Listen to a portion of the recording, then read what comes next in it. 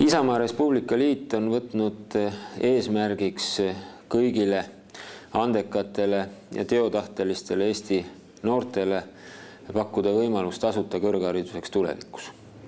Ja õppijale peabki kõrghariduse omandamine olema tasuta, et õppija ei peaks äraelamise eesmärgil õppimise kõrvalt tööl käima, nii et lõpuks tekib olukord, kus tööl käimise kõrvalt õpitakse.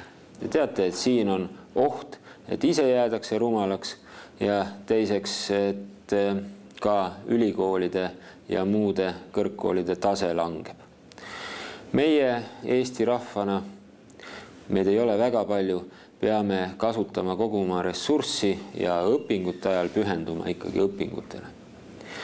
On veel mitmeid võimalusi, kuidas täiendavalt kõrgharidust rahastada.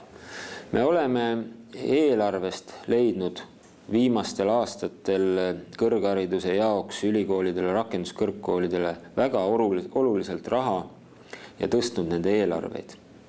Me peame sellel teel jätkama. On vaja panustada nii õpikeskkonda, aga ka õppejõudude palkadesse.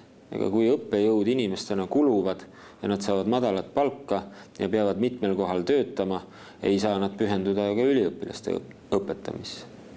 Nii et korralikud palgad õppejõududele, korralikud ülikoolide ja rakenduskõrgkoolide õppetingimused. Teiselt poolt üliõpilastele on vaja toetusi ja stipendiume. Ja just sellepärast, et inimene ennast ei laenaks võlakoormusesse juba ülikoolis õppimise ajal. Õppetoetuste süsteem on meil praegu Euroopas üks nadimaid, me peame ka seda tugevdama. Mida arvate teie? Pange oma arvamus siia samasse Laari kohvikusse Facebookis ja me teeme Eesti kõrghariduses suure sammu edasi.